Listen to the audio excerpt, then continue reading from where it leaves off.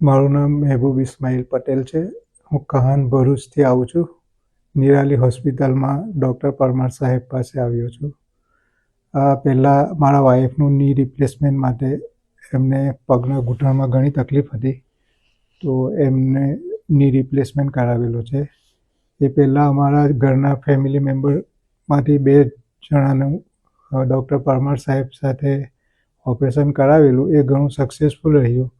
એટલે અમારા વાઈફને ડૉક્ટર નરેન્દ્ર પરમાર ઉપર ઘણો ભરોસો હતો અને એના હિસાબે અમે નિરાલી હોસ્પિટલમાં પરમાર સાહેબ પાસે ની રિપ્લેસમેન્ટનું ઓપરેશન કરાવેલું છે રોબોટિક.